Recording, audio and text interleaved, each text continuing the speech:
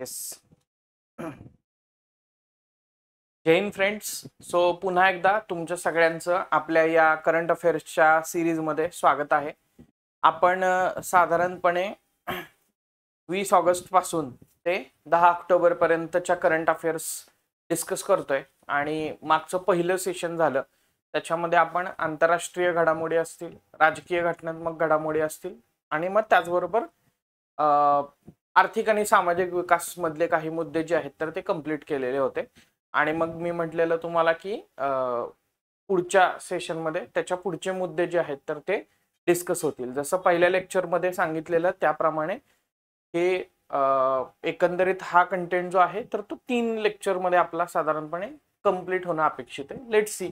कधी कधी काय होतं, एखादा मुद्दा जो आहे तर त्याचं डीपर अंडरस्टँडिंग लागतं आणि त्या दृष्टिकोनातून थोडासा त्यासाठी वेळ जातो, राईट. तर कधी कधी काय होतं, काही इन्फॉर्मेशन ही आपली आधी प्रोसेस झालेली असते तर त्यामुळे त्याला जास्त वेळ जात नाही. त्यामुळे आपण ते जास्तीत जास्त क्रिस्प ठेवण्याचा प्रयत्न करूया, राईट. येस.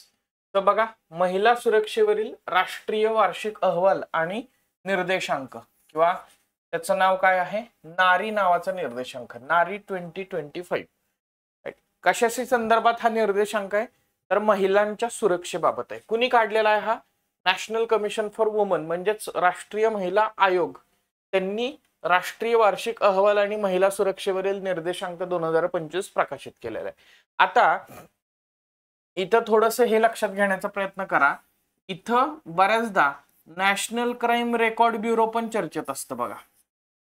केंद्रीय गृह मंत्रालयाच्या अंतर्गत काम करणारी ही संस्था आहे नॅशनल क्राईम रेकॉर्ड ब्युरो, जी स्टॅटिस्टिकल अनालिसिस करते वर्षभरामध्ये घडलेले गुन्हे, त्या गुन्ह्यांचं स्वरूप, कुठल्या प्रकारचे गुन्हे कुठे जास्त घडले. फॉर एक्झाम्पल बऱ्याचदा त्याच्यामध्ये ॲट्रॉसिटी सारख्या गुन्ह्यांमध्ये किती टक्के वाढ झालेली आहे, सर्वात जास्त गुन्ह्याचं प्रमाण राज्य कुठल्या राज्यामध्ये त्या ठिकाणी आहे, कुठल्या शहरामध्ये त्या ठिकाणी आहे, किंवा कन्व्हिक्शन रेट ज्याला म्हणतो आपण, अपराध सिद्धता दर, तर तो कुठे जास्त आहे, महिलांवरचे गुन्हे कुठे जास्त घडलेले आहेत, किंवा अनुसूचित जाती जमातींबाबतचे गुन्हे कुठे जास्त घडलेले आहेत, तर किंवा बालकांच्या बाबतीतले गुन्हे, बाल लैंगिक शोषण हे कुठे झालेलं आहे, तर ते सगळं स्टॅटिस्टिक्स नॅशनल क्राईम रेकॉर्ड ब्युरोच्या अहवालामध्ये असतं. बऱ्याचदा तुम्ही नॅशनल क्राईम रेकॉर्ड ब्युरोचा एक अहवाल जो आहे, नॅशनल क्राईम रेकॉर्ड ब्युरो, तर त्याचा एक अहवाल बऱ्याचदा चर्चेत असतो, तो म्हणजे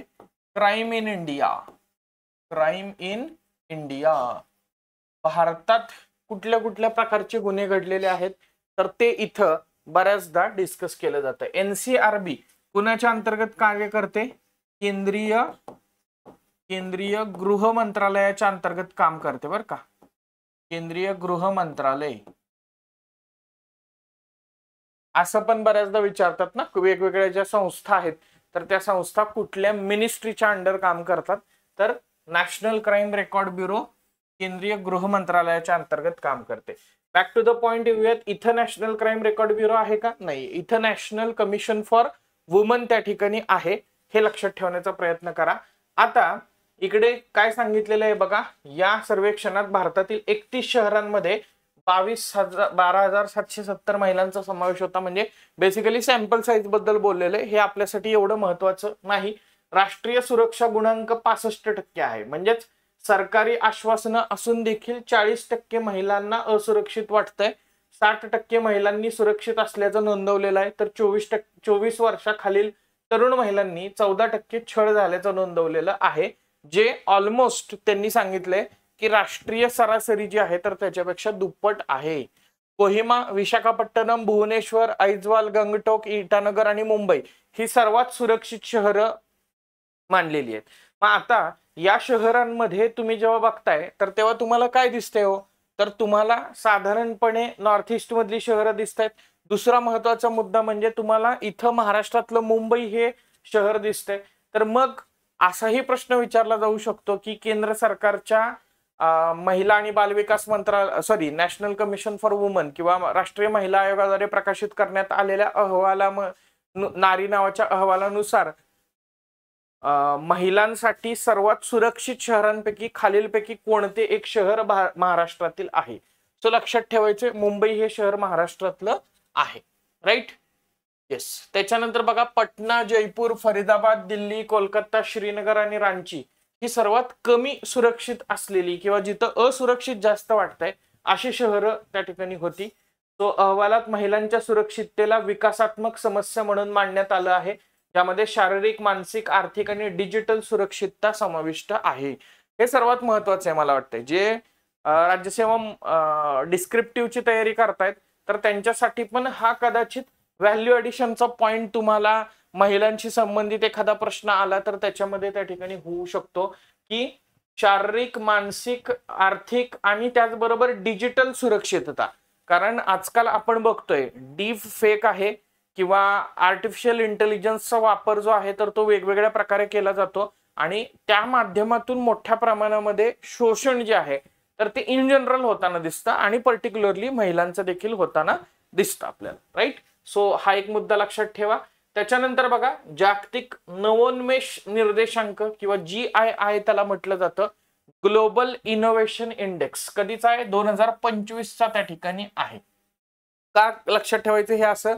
कधी कधी काय होतं की मागच्या वर्षीचा निर्देशांक या वर्षी आलेला असतो, त्यामुळं तुम्ही तेही लक्षात ठेवणं गरजेचं आहे. म्हणजे उदाहरणार्थ आता आपण अशा टप्प्यावर आहोत की आपण आता 2026 मध्ये प्रवेश करणार आहे आणि मग 26 मध्ये मी जर का एखादा निर्देशांक 24चा सांगितला तर तुम्ही म्हणाल सर तुम्ही जुनं 2 वर्षापूर्वीचं करंट शिकवताय किंवा त्याच्यावरतीच प्रश्न परीक्षेमध्ये आला तर तुम्ही काय म्हणाल की सर तुम्ही हे सांगताय हे मान्य आहे, मात्र हे 2024चं एवढं जुनं विचारणार आहेत का? नाहीत विचारणार. पण 2024चा निर्देशांकच जर का आलेला असेल 2025 एंडला तर 26ला ऑब्व्हियसली तो विचारणार आहे आणि त्यामुळे तो प्रश्न जुना प्रश्न विचारला म्हणून कन्सिडर होणार आहे का? तर अजिबात नाही होणार. हे लक्षात ठेवा. सो बघा 2024च्या जागतिक संशोधन आणि विकास रिसर्च अँड डेव्हलपमेंट याच्यामध्ये वाढीचा जर का विचार केला तर 2.9% पर्यंत मंदावलेली आहे आणि 2025 मध्ये त्याच्यामध्ये आणखी घसरण होण्याचा अंदाज आहे आणि 2010च्या आर्थिक संकटानंतर ही सर्वात कमी त्या ठिकाणी आपल्याला दिसते. Right. So obviously turmoil situation तुम्हाला वर्ल्ड ओव्हर वेगवेगळ्या कारणांमुळे दिसतेय. मग ते अमेरिकेचं डोनाल्ड ट्रम्प यांचं धोरणाचं कारण असेल, इस्रायल पॅलेस्टीनचा वाद असेल, रशिया युक्रेन संघर्ष त्या ठिकाणी असेल, भारत पाकिस्तान संघर्ष असेल, तर हे सगळे कारण आपल्याला याच्यामध्ये देता येऊ शकतात. 2025 मध्ये भारत जो आहे तर तो कितव्या क्रमांकावरती आहे? 38व्या क्रमांकावरती पोहोचलेला आहे. राईट. 2020 मध्ये भारत 48व्या स्थानावरती त्या ठिकाणी होता, आता भारत 38व्या स्थानावरती गेलेला आहे. 2015चा जर का वगैरे विचार केला ना साधारणतः 10 वर्षापूर्वीचा, तर भारताचं हे स्थान जे आहे तर ते 80+ वगैरे कुठं होतं, म्हणजे 80 ते 85च्या मध्ये समवेअर अराउंड भारत जो आहे तर तो त्या ठिकाणी होता आणि आता प्रगती करत करत 38व्या स्थानावरती आलेला आहे. आता जेव्हा या एखाद्या निर्देशांकावरती प्रगती होते ना मित्रांनो, तर तेव्हा प्रगती होतीये तर त्या कंटेक्स्ट मध्ये तिथं प्रश्न विचारला जातो. दुसरा महत्वाचा मुद्दा काय लक्षात घेण्याचा प्रयत्न करा, हे इंडिकेट करते की इंडिया मधली जी इनोव्हेशन इकोसिस्टीम आहे तर ती डे बाय डे सुधारत चाललेली आहे आणि बट ऑब्व्हियस आहे आपल्याला म्हणजे इनोव्हेशनला मोठ्या प्रमाणामध्ये फोकस केलं जाते. मग अगदी राईट फ्रॉम द बिगिनिंग वेगवेगळ्या प्रकारच्या टिंकरिंग लॅब्स तुम्हाला त्या ठिकाणी दिसत आहेत किंवा अगदी एंटरप्रेनरशिप मध्ये पण इनोव्हेशनला जास्तीत जास्त स्कोप जो आहे तर तो दिला जाताना दिसतोय आणि त्याचं रिफ्लेक्शन तुम्हाला ग्लोबल इनोव्हेशन इंडेक्स मध्ये त्या ठिकाणी दिसते. बघा स्वित्झर्लंड याच्यामध्ये पहिल्या क्रमांकावरती त्या ठिकाणी आहे, त्याच्यानंतर स्वीडन आहे, US आहे, दक्षिण कोरिया आहे आणि सिंगापूर आहे.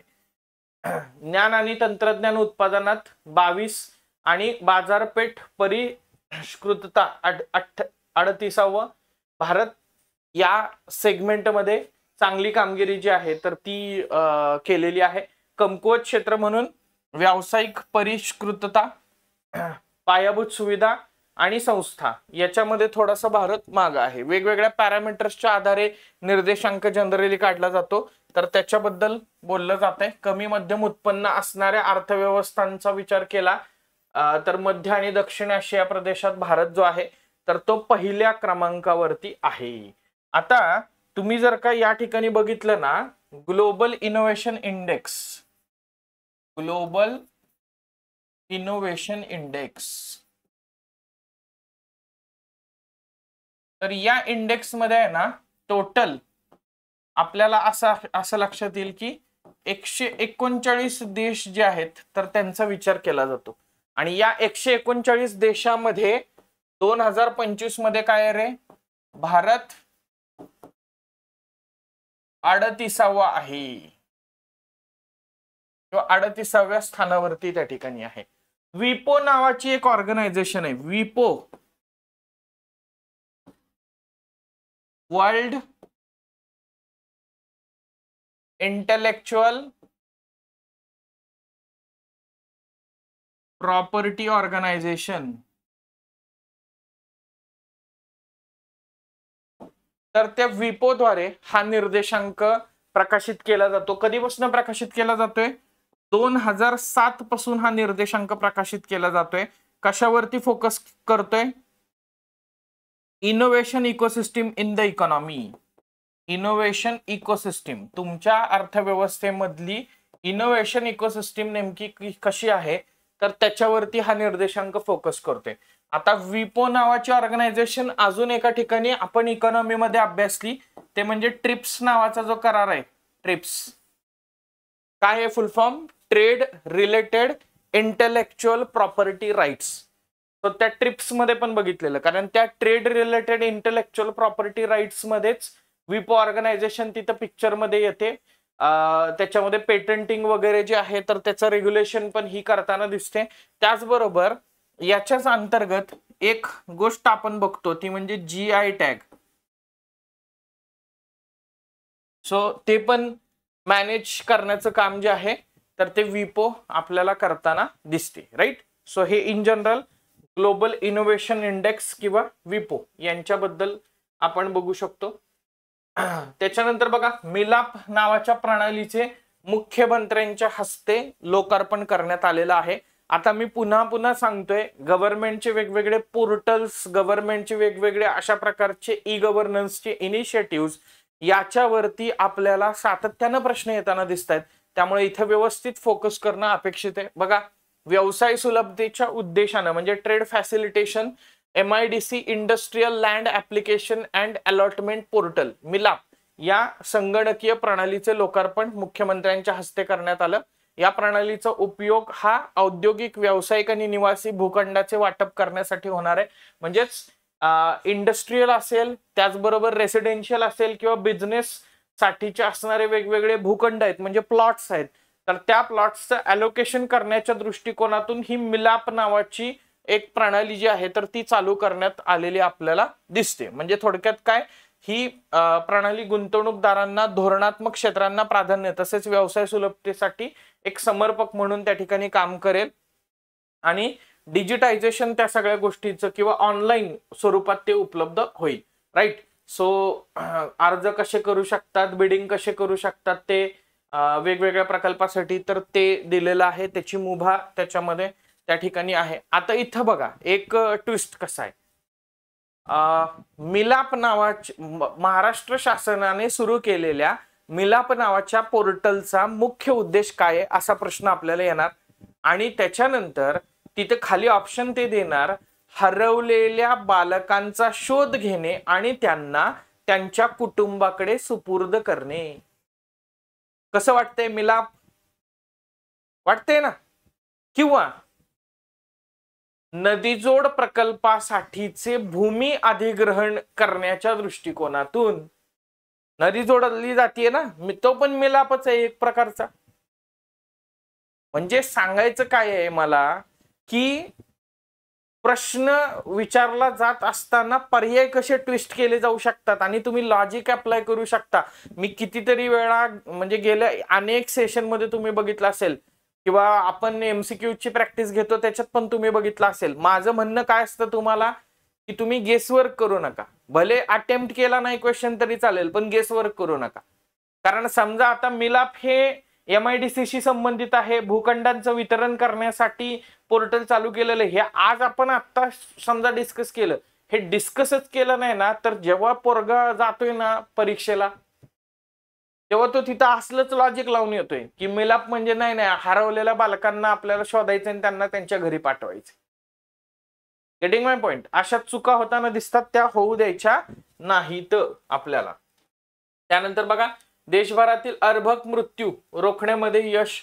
अर्भक मृत्यूचे प्रमाण म्हणजे इन्फंट मॉर्टॅलिटी रेट, बऱ्याचदा IMR MMR जे आहे किंवा चाइल्ड मॉर्टॅलिटी रेट, तर हे इंडिकेटर्स जे आहेत तर ते आपल्याला आरोग्याच्या दृष्टिकोनातून महत्वाचे असतात. आपले सेंट्रल गव्हर्नमेंटचे बरेचसे प्रोग्राम्स जे आहेत तर ते पण अर्भक मृत्यू कमी करणं, माता मृत्यू कमी करणं, बाल मृत्यूचं प्रमाण कमी करणं, कुपोषण कमी करणं याच्यावरती त्या ठिकाणी फोकस आहेत. तर या अहवालामध्ये आता असं सांगितलंय की 2013च्या तुलनेत 37.5% अर्भक मृत्यूमध्ये घट झालेली आहे. 2013 मध्ये अर्भक मृत्यूचं प्रमाण जे आहे तर ते 40 इतकं त्या ठिकाणी होतं आणि ते आता 25 वर त्या ठिकाणी आलेलं आहे. आणि हे कोण सांगतंय? 2023च्या सॅम्पल रजिस्ट्रेशन सिस्टीम अहवालामध्ये ही आकडेवारी देण्यात आलेली आहे. रजिस्ट्रार जनरलनं हा भारताचा अहवाल जो आहे तर तो प्रकाशित केलेला दिसतो. 1971च्या तुलनेत 80% ही घट झालेली आहे.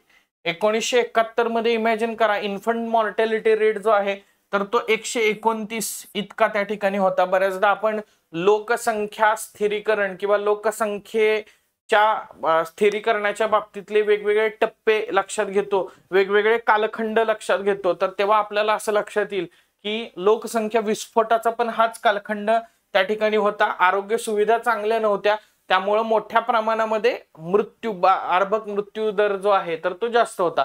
पण आता एस्पेशली आपल्याला असं लक्षात येईल की प्रेग्नंट वुमन अँड लॅक्टेटिंग मदर यांच्यावरती, म्हणजे गर्भवती स्त्रिया आणि स्तनदा माता यांच्यावरती फोकस असलेले बरेचसे प्रोग्राम्स त्या ठिकाणी आहेत आणि त्या प्रोग्रामच्या माध्यमातून ट्रॅकिंग केलं जाते. तुमच्या घरी पण बऱ्याचदा त्या अंगणवाडी सेविका वगैरे येत असतील आणि रॅन्डमली त्या त्यांच्या रजिस्टरमध्ये नोंद करत असतात की घरात कोण प्रेग्नंट वुमन आहे का, घरात कोण 1 वर्षाच्या आतलं बालक आहे का.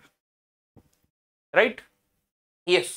सो बघा, अजून पुढची इंटरेस्टिंग माहिती, मध्य प्रदेश, छत्तीसगड आणि UP इन्फंट मॉर्टॅलिटी रेट 37 इतका आहे आणि मणिपूरमध्ये तो सर्वात कमी म्हणजेच 3 इतका त्या ठिकाणी आहे. हे सर्वात महत्वाचं आहे.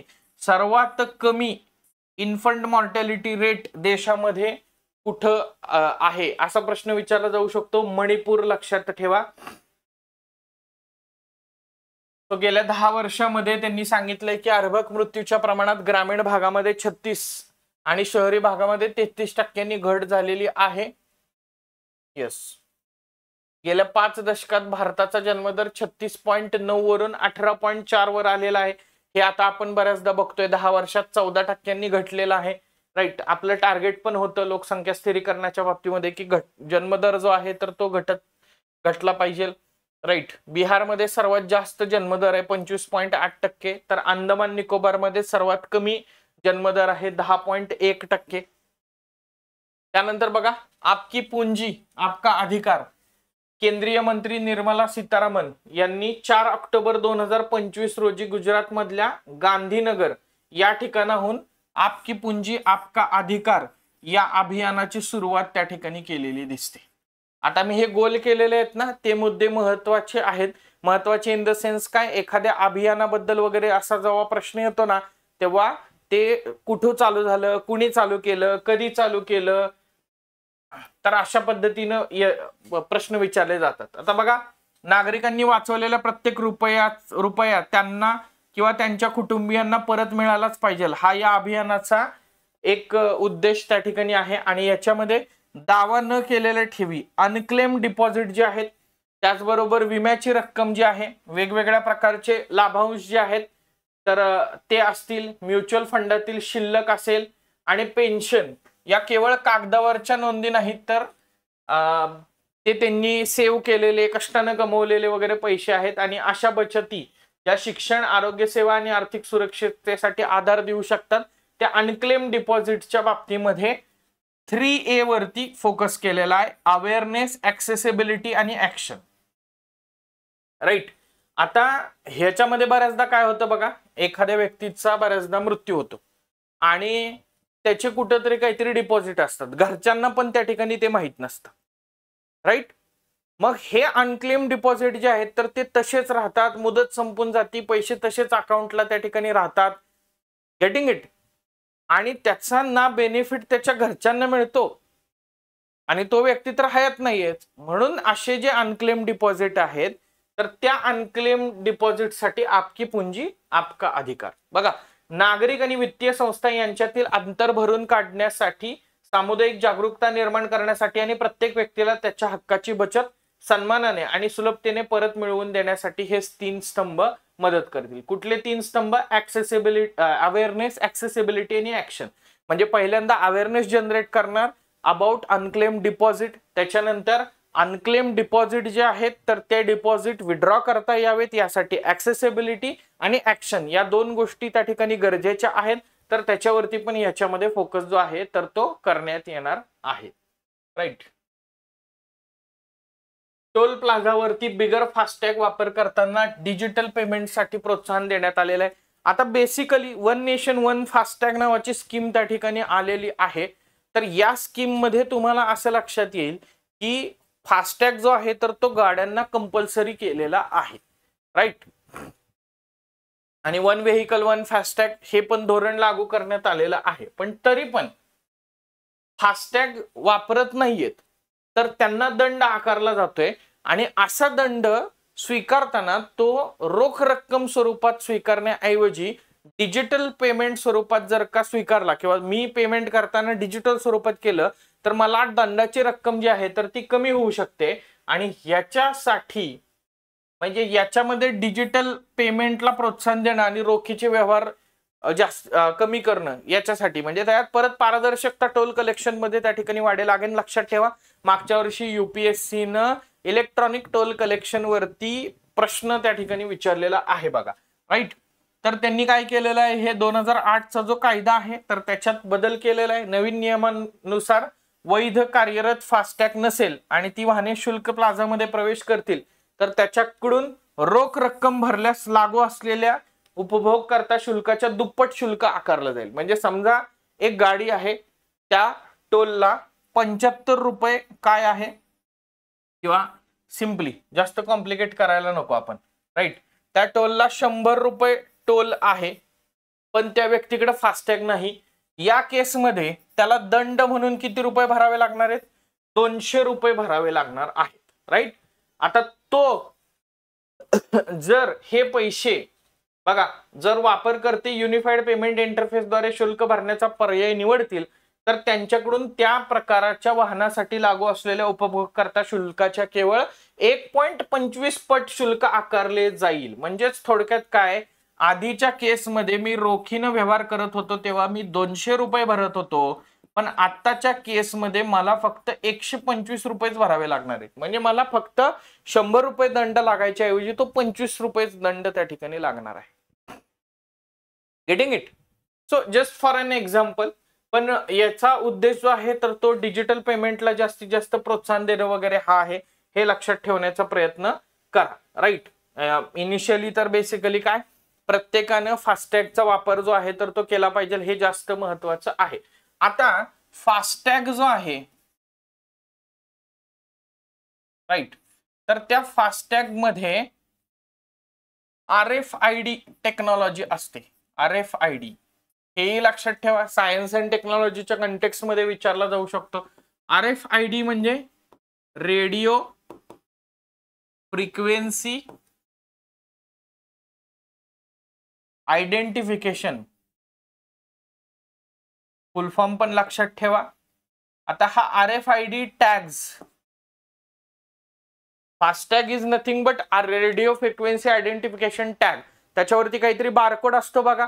तो बारकोड बरोबर काय होतो, टोल नाक्यावरती स्कॅन होतो. स्कॅन झाल्यानंतर त्याच्याशी लिंक असलेलं जे अकाउंट असतं त्याच्यातनं पैसे कटतात. पैसे कटल्यानंतर लगेचच काय होतं, ते बूम बॅरियर असतं तर ते असं वर जातं आणि तुम्हाला ग्रीन सिग्नल पुढे जाण्यासाठी मिळतो. रेडिओ फ्रिक्वेन्सी आयडेंटिफिकेशनची ही टेक्नॉलॉजी आहे. Right. Day to day life मधलं सायन्स नेमकं काय आहे त्याच्यावरती बऱ्याचदा प्रश्न विचारले जाताना दिसतात. आता पुढचा मुद्दा तुम्हाला ह्यातला सांगतो. हाच रेडिओ फ्रिक्वेन्सी आयडेंटिफिकेशन जे आहे तर ते बऱ्याचदा वन्यजीव संवर्धनात पण वापरलं जाते बरं का. एस्पेशली भारतातले जे व्याघ्र प्रकल्प आहेत तर त्या व्याघ्र प्रकल्पामध्ये असणारे जे वाघ आहेत तर त्या वाघांच्या गळ्यामध्ये ते RFID टॅग्स जे आहेत तर ते लावले जातात, सो दॅट त्यांचं GPS ट्रॅकिंग जे आहे तर ते करणं शक्य होतं. मध्यंतरी बऱ्याच घटना तुम्ही पालपूर कुन वन्यजीव अभयारण्य जे मध्य प्रदेश मधलं आहे तर त्याच्यामध्ये चित्त्यांच्या मृत्यूच्या बऱ्याच घटना ऐकल्या.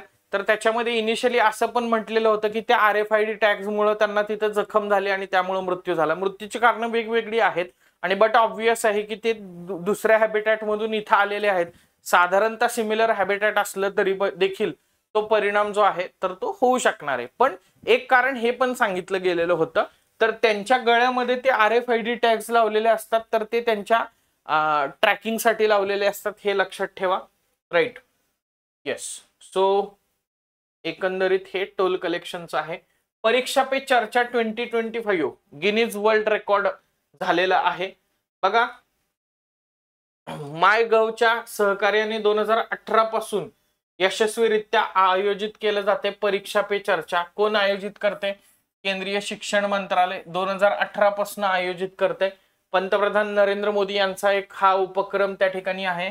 एका महिन्यात नागरिक सहभाग मंचावरील सर्वाधिक जननोंदणी या नावानं ह्याचं गिनीज वर्ल्ड रेकॉर्ड झालेलं आहे. त्याच्या 8व्या आवृत्तीमध्ये 3.53 कोटी व्हॅलिड नोंदणी जे आहेत तर त्या याच्यामध्ये झालेल्या आहेत. आता बेसिकली इथं परीक्षा पे चर्चामध्ये पंतप्रधान नरेंद्र मोदी काय करतात?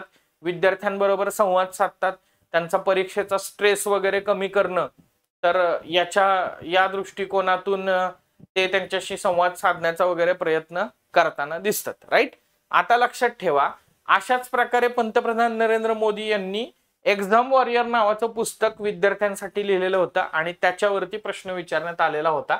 फक्त मला तो रेफरन्स होता म्हणून मी इथं ते परीक्षा पे चर्चा जे आहे तर ते घेतलेलं आहे. त्यानंतर बघा, ज्ञान भारतम पोर्टल नवी दिल्ली या ठिकाणी आंतरराष्ट्रीय भारतावरील ज्ञान भारतमवरील आंतरराष्ट्रीय परिषदेत ज्ञान भारतम नावाच्या पोर्टलचा लॉन्चिंग जे आहे तर ते पंतप्रधान नरेंद्र मोदी यांच्या हस्ते झालं. आता लक्षात ठेवा, 2025च्या अर्थसंकल्पामध्ये ह्या पोर्टलचा उल्लेख जो आहे तर तो केलेला होता. ज्ञान भारत मिशन हे लॉन्च करण्यात आलेलं होतं त्याच्यात आणि त्याचा हा एक भाग आहे.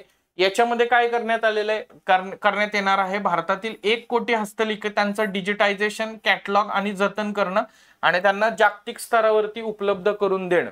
राईट, बेसिकली ट्रॅडिशनल नॉलेज म्हणजे पारंपरिक ज्ञान त्याचा प्रमाणित स्रोत प्रदान करून ते बौद्धिक चोरीला संबोधित करते. राईट, म्हणजे बऱ्याचदा असं होतं की आपल्याकडे काहीतरी ट्रॅडिशनल नॉलेज आहे आणि त्याचं पेटंट मात्र दुसरे घेऊन जातात. तर तसं न करता डॉक्युमेंटेशन ऑफ ट्रॅडिशनल नॉलेज हे ज्ञान भारतम पोर्टलमध्ये फोकस आहे आणि त्याची ऍक्सेसिबिलिटी जी आहे तर ती सगळ्यांना त्या ठिकाणी उपलब्ध व्हावी यासाठी त्याचं डिजिटायझेशन जे आहे तर ते केलं जाते. त्यानंतर बघा, भारत बिल्डॅथॉन 2025 केंद्रीय शिक्षण मंत्री धर्मेंद्र प्रधान यांनी भारतातील सर्वात मोठे शालेय हॅकॅथॉन विकसित भारत बिल्डॅथॉन 2025 लॉन्च केलेलं आहे. शिक्षण मंत्रालयाच्या शालेय शिक्षण आणि साक्षरता विभागाद्वारे हे गव्हर्न केलं जात आहे. त्याच्यामध्ये अटल इनोव्हेशन मिशन, नीती आयोग आणि AICTE सोबत त्याचं ऑर्गनायझेशन जे आहे तर ते केलं जाते.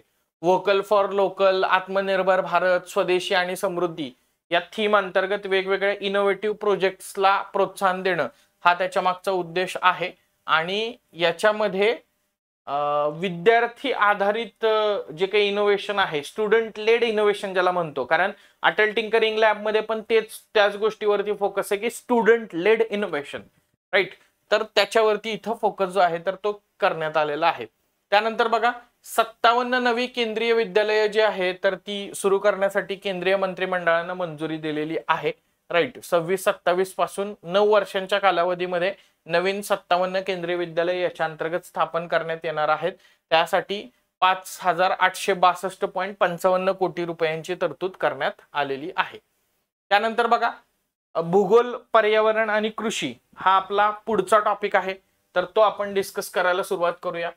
$200 अब्ज संधी खुल्या होताना भारतातील इलेक्ट्रिक वाहने.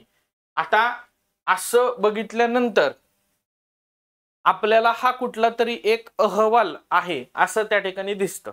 मग जेव्हा अशा नवीन प्रकारचा अहवाल येतो तेव्हा तो कोणाद्वारे प्रकाशित केला गेला तर त्याच्याबद्दल विचारलं जातं. बघा कुणी प्रकाशित केलाय? नीती आयोगानं प्रकाशित केलेला आहे. काय? $200 अब्ज संधी खुल्या होताना भारतातील इलेक्ट्रिक वाहने म्हणजे इलेक्ट्रिक व्हेकलच्या पोटेन्शियलच्या बाबतीमध्ये हा अहवाल चर्चा करताना दिसतोय की $200 अब्ज संधी याच्या माध्यमातून उपलब्ध होताना दिसतात. आता इथं पण एक तुम्हाला हे सांगतो, ट्रॅप सांगतो की एमपीएससी प्रश्न कसा विचारू शकेल की $200 अब्ज संधी खुल्या होताना भारतातील इलेक्ट्रिक वाहने हा अहवाल कोणत्या मंत्रालयाद्वारे किंवा संस्थेद्वारे प्रकाशित करण्यात आला. मग तिथं केंद्रीय अर्थ मंत्रालय तर असणारच आहे, वाणिज्य मंत्रालय पण असणार त्या ठिकाणी आहेच, पण त्याचबरोबर ते पर्यावरण मंत्रालय पण टाकते. आणि मग मनामध्ये एक पाल चुकचुकेल की अरे इलेक्ट्रिक व्हेकल तर पर्यावरणाचं संवर्धन करतायत, ग्रीन हाऊस गॅसेसचं उत्सर्जन कमी करतायत, मग इलेक्ट्रिक व्हेकल्स असू शकतंय का? गेटिंग माय पॉइंट? तर अशी फसवणूक किंवा अशी फसगत आपली होताना होऊ शकते, त्यामुळे ते लक्षात ठेवा. या अहवालात सध्याच्या आव्हानांचे तत्कालीन आणि व्यापक मूल्यमापन करण्यात आलेले असून भारतातील इलेक्ट्रिक गतिशील संक्रमणाला वेगवान करण्याच्या दृष्टीने आवश्यक असलेले प्रमुख मुद्दे अधोरेखित करण्यात आलेले. म्हणजे रिसेंटली सध्या परिस्थितीला आपले काय चॅलेंजेस आहेत, इलेक्ट्रिक व्हेकलचं जास्तीत जास्त पेनिट्रेशन इंडियामध्ये व्हावं या दृष्टिकोनातून, त्याचं प्रोडक्शन व्हावं या दृष्टिकोनातून, आणि ते चॅलेंजेस ऍड्रेस कसे करायचे तर याच्यावरती फोकस आहे. भारत 2030 पर्यंत एकूण विक्री झालेल्या वाहनांमधील इलेक्ट्रिक वाहनांचा वाटा 30% पर्यंत करण्याचा प्रयत्न करणार आहे. सो हे 30%, 2030 आणि 30 एवढंच लक्षात ठेवायचं, याच्यावरती प्रश्न येऊ शकणार आहे. भारतात 2016 मध्ये 50,000 असणारी इलेक्ट्रिक वाहनांची विक्री 2024 मध्ये 2.08 दशलक्ष झालेली आहे, तर जागतिक स्तरावरती 2016 मध्ये 9,18,000 वरून 18.78 दशलक्ष इतकी ती विक्री झालेली आहे. म्हणजे दोन्हीकडे पण सबस्टॅन्शियल ग्रोथ आपल्याला त्या ठिकाणी दिसतेय. सो एकंदरीतच इलेक्ट्रिक व्हेकलच्या फॅसिलिटेशन मध्ये एक ब्ल्यूप्रिंट म्हणून या अहवालाचा विचार करू शकतो. त्याच्यासाठी असणारे हर्डल्स काय आहेत, ते टॅकल कसे करायचे, त्याच्यासाठीची असणारी स्ट्रॅटेजी म्हणून पण तुम्ही अहवालाचा विचार करू शकता, ज्या अहवालाचं प्रकाशन हे नीती आयोगानं केलेलं आहे. विकसित कृषी संकल्प अभियान. बघा दुसरा टप्पा जो आहे तर तो हा चालू केलेला आहे केंद्रीय कृषी मंत्री शिवराज सिंग चौहान यांनी. खरीप पिकांवरती आधीच्या टप्प्यामध्ये लक्ष केंद्रित करण्यात आलेलं होतं, आता रब्बी पिकांवरती फोकस करण्यात आलेला आहे. लॅब टू लँड याच्यावरती फोकस आहे. लॅब टू लँड म्हणजे काय? जे लॅबमध्ये रिसर्च होतं ऍग्रिकल्चर बद्दल तर तो लँड मध्ये त्या ठिकाणी परावर्तित झाला पाहिजे किंवा तिकडे त्याचं रेप्लिकेशन जे आहे तर ते दिसलं पाहिजे. राईट.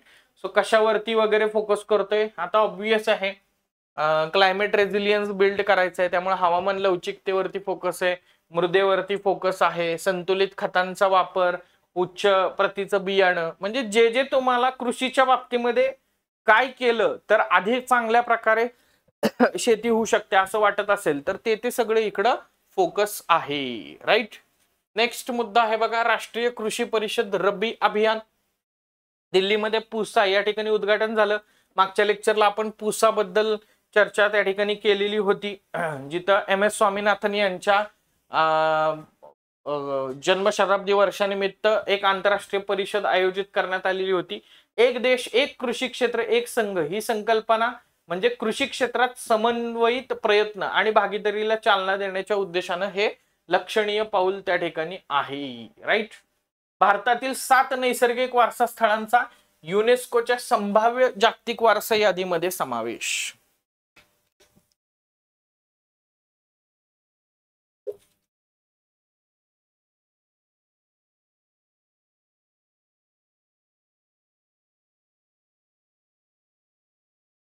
येस. आता तुम्ही म्हणाल संभाव्य जागतिक वारसा स्थळांची यादी एवढी जास्त महत्वाची असते का? तर मी म्हणेन नाही. बरोबर, कारण जागतिक वारसा स्थळच ऑलरेडी लक्षात ठेवणं किंवा पाठ करणं आपल्याला अवघड जाते. आणि परत मी तुम्हाला सांगेन 2 महिन्यापूर्वीच्या करंट अफेअर्स मध्ये जावा, आपण ते डिस्कस पण केलेलं आहे, त्याच्या नोट्स पण तुम्हाला उपलब्ध आहेत. ते म्हणजे जेव्हा मराठा मिलिटरी लँडस्केपला जागतिक वारसा स्थळाचा दर्जा प्रदान करण्यात आला तेव्हा आपण त्याच्यावरती ॲट लेंथ डिस्कशन केलेलं होतं. आता जागतिक वारसा स्थळ हे युनेस्कोद्वारे घोषित करण्यात येतं आणि मग त्याच्यासाठी नॉमिनेशन जे आहेत तर ते भारतातर्फे केलं जातं किंवा कुठल्याही देशातर्फे केलं जातं आणि मग त्याची मीटिंग होती. तर त्या मीटिंग मध्ये मग काही जागतिक वारसा स्थळांना मान्यता जी आहे तर ती दिली जाते. राईट, हा एक मुद्दा लक्षात घ्या. जागतिक वारसा स्थळ ही 3 प्रकारचे असतात, हेही आपण बघितलेलं होतं. एक तर नैसर्गिक, दुसरं आहे सांस्कृतिक आणि तिसरं आहे मिश्र, म्हणजे natural world heritage site, cultural world heritage site आणि मिक्स्ड वर्ल्ड हेरिटेज साईट. आता इथं ही न्यूज कशाबद्दल बोलतीये की 7 नैसर्गिक वारसा स्थळांना संभाव्य जागतिक वारसा स्थळांच्या यादीमध्ये, म्हणजे प्रोबॅबल यांच्यामध्ये पोटेन्शियल आहे की हे पुढे जाऊन वर्ल्ड हेरिटेज साईट होऊ शकतात, याच्यामध्ये टाकलेलं आहे. मग याच्या बॅकग्राऊंड मध्ये जाऊन कदाचित ही जी 7 नैसर्गिक वारसा स्थळ आहेत संभाव्य यादीत आत्ता आलेली, तशी तर 69 आता संभाव्य यादीमध्ये समाविष्ट आहेत, पण आता आलेली जी आहेत तर त्यांच्या लोकेशन वरती प्रश्न विचारला जाऊ शकतो, जॉग्राफीच्या कॉन्टेक्स्ट मध्ये त्यांच्यावरती प्रश्न त्या ठिकाणी विचारला जाऊ शकतो. तर ते फक्त लक्षात घेण्याचा प्रयत्न करा. येस, बघा डेक्कन ट्रॅप आहे, पाचगणी महाबळेश्वर महाराष्ट्रामधलं. राईट, सो जगातलं सर्वोत्तम स्थितीत संवर्धित केलं गेलेलं आणि मोठ्या प्रमाणावर संशोधन केलं गेलेलं लाव्हा रसांच्या प्रवाहाचं ठिकाण त्या ठिकाणी आहे. हा लाव्हा रसाच्या प्रवाहाने तयार झालेल्या दिसणाऱ्या दख्खनच्या विस्तीर्ण क्षेत्राचा भाग आहे. हे स्थळ आधीपासून युनेस्कोच्या जागतिक वारसा स्थळांमध्ये समाविष्ट असलेल्या कोयना वन्यजीव अभयारण्याअंतर्गत येते, म्हणजे वेस्टर्न घाट आणि ते. सेंट मेरी बेट समूहाचा भूवैज्ञानिक वारसा कुठे आहे? हा कर्नाटकात त्या ठिकाणी आहे बघा. राईट, बॅसॉल्ट खडकाच्या संरचनेसाठी प्रसिद्ध असणारं हे सेंट मेरी बेट आहे. मग आता इथं बघा, म्हणजे प्रश्न असा नाही विचारणार, प्रश्न काय, सेंट मेरी बेट इतक्या चर्चेत होते. आता मला ग्रुप सीच्या आत्ताच्या मेन्सचा एक प्रश्न आठवतोय की ज्याच्यामध्ये त्यांनी एक कुठला तरी लेख दिलेलं होतं, मला वाटतं लेक व्हिक्टोरिया का कुठलं तरी, आणि ते लेख जे आहे तर ते त्याच्याशी संलग्नित असणारे 2 देश कोणते, म्हणजे सराउंड असणारे, तर तसा प्रश्न विचारलेला होता. आता कंबाईनला तर हा प्रश्न एक्सपेक्टेडच नव्हता, कारण आंतरराष्ट्रीय किंवा जागतिक भूगोल हा कंबाईनला नाहीच आहे, कुठेच नाहीये. बरोबर, आपल्याला भारताचा आणि महाराष्ट्राचा पर्टिक्युलरली तिथे दिसतो. पण हे समजून घेण्याचा प्रयत्न करा, त्या लेखचं संवर्धन करायला सुरुवात झालेली होती आणि त्याच्यामुळे ते 3-4 महिन्यापासून चर्चेत होतं. सो सेम लॉजिक इथे अप्लाय करा की तुम्हाला जर इथं सेंट मेरी बेट विचारलं असेल तर ते विचारण्यामागचं कारण म्हणजे त्याचं नैसर्गिक वारसा स्थळाच्या संभाव्य यादीमध्ये समाविष्ट झालेला आहे म्हणून विचारलं जाऊ शकते. बघा, हा बेट समूह सुमारे 85 दशलक्ष वर्षापूर्वीच्या क्रिटेशियस युगाच्या उत्तरार्धापासून अस्तित्वात आला असून इथं आपल्याला त्या काळातील भूवैज्ञानिक स्थितीचं दर्शन जे आहे तर ते घडतं. त्याच्यानंतर मेघालयन युगातील गुंफा किंवा गुफा मेघालयमध्ये, राईट, यापैकी मावलमू गुंफा जी आहे तर ती होलोसिन काळाअंतर्गत मेघालय युगाच्या बाबतीत आणि हवामान आणि भूवैज्ञानिक दृष्टीने झालेल्या महत्वाच्या बदलांविषयी स्थिती समजून घेण्याकरता जागतिक संदर्भाचं एक महत्वाचं केंद्र म्हणून काम करते किंवा स्थळ म्हणून काम करते. त्याच्यानंतर नागा हिल्स आहे, ओफिओलाइट नागालँड, हे लक्षात येईल, नागा हिल्स नागालँड आहे, मेघालय गुंफा मेघालय आहे. राईट, एरामट्टी दिबबलू लाल वाळूच्या टेकड्या असं पण विचारलं जाऊ शकतं बरं का. एर्रामट्टी दिबबलू लाल वाळूच्या टेकड्या खालीलपैकी कोणत्या राज्यात आहेत? रॅन्डम. राईट, हवामानाचा इतिहास आणि उत्क्रांती हे उलगडण्याचं काम ते करतायत बघा. तिरुमला टेकड्यांचा नैसर्गिक वारसा आंध्र प्रदेश, हे तिरुमलावरून लगेच लक्षात येईल. राईट, त्याच्यानंतर वर्कलाकडे केरळचे, तर असं आहे. बाकी भारताची जागतिक वारसा स्थळ ही जस्ट एकदा गो थ्रू त्या ठिकाणी करू शकता तुम्ही. इकडे सगळी दिलेली आहेत, 36 आणि 7 आणि 1.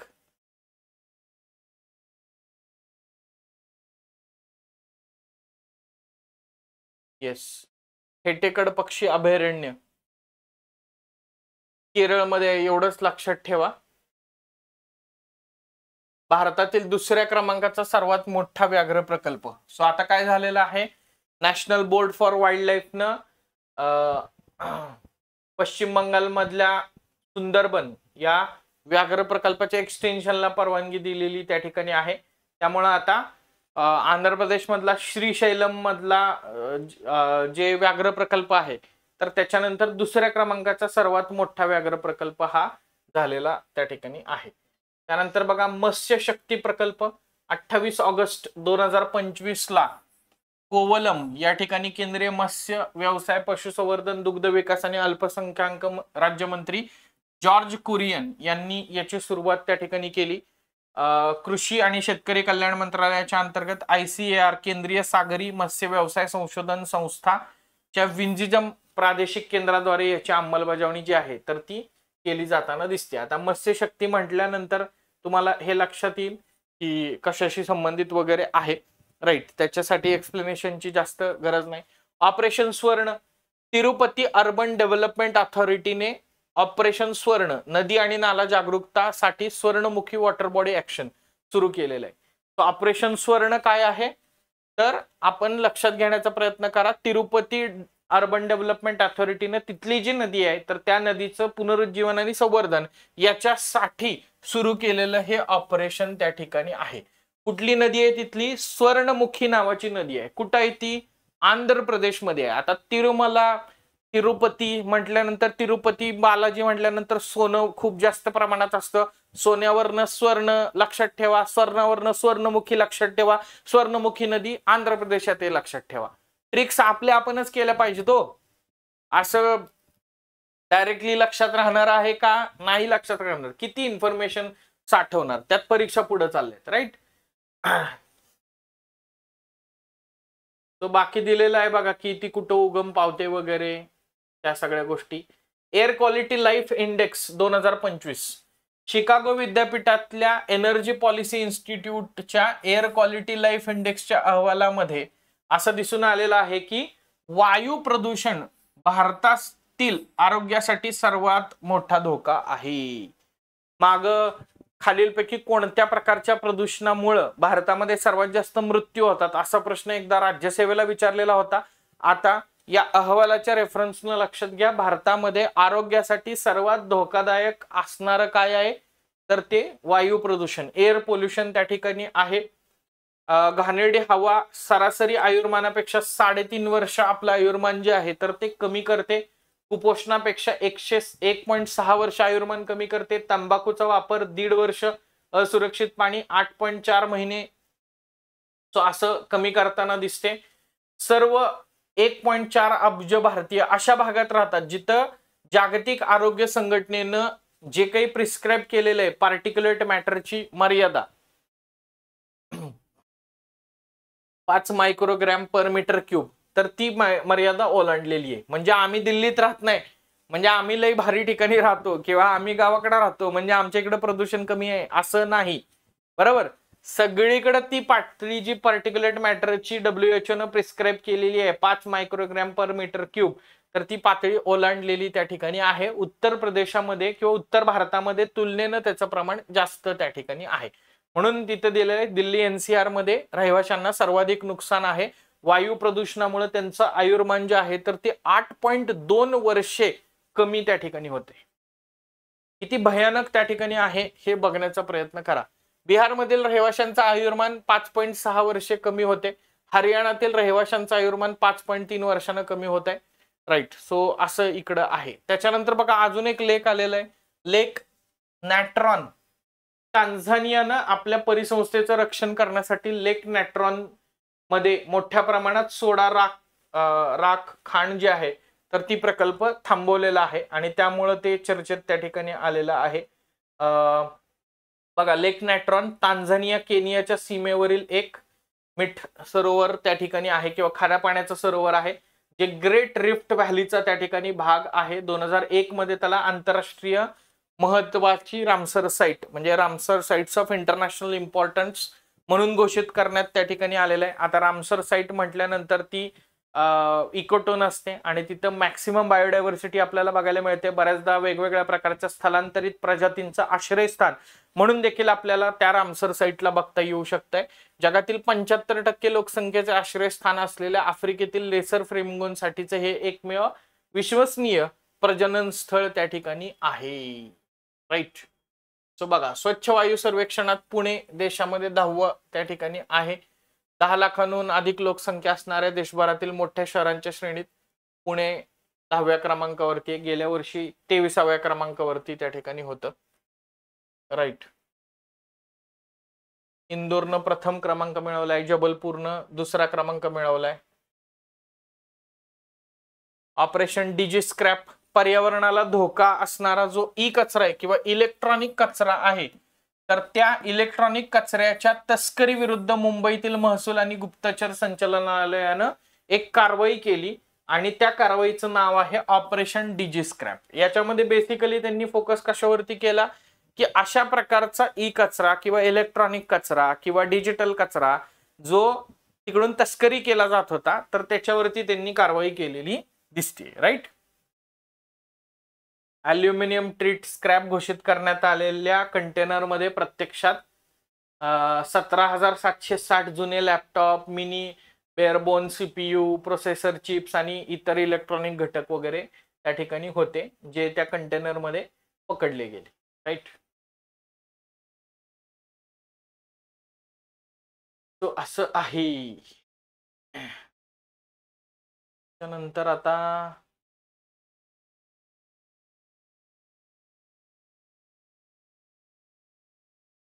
सायन्स अँड टेक आहे, पण तो बराच मोठा पार्ट आहे. तर मग विज्ञान आणि तंत्रज्ञान पासून आपण पुढच्या सेशनला जे आहे तर ते त्या ठिकाणी कंटिन्यू करूयात. सो आजच्या सेशनमध्ये इथंच थांबूयात विद्यार्थी मित्र मैत्रिणींना. पुढच्या सेशनमध्ये भेटूयात आपल्या या ऑनलाईन प्लॅटफॉर्मवरती अशाच प्रकारच्या इंटरेस्टिंग, महत्त्वपूर्ण आणि सखोल चालू घडामोडींसह. तोपर्यंत धन्यवाद, जय हिंद आणि बाय बाय.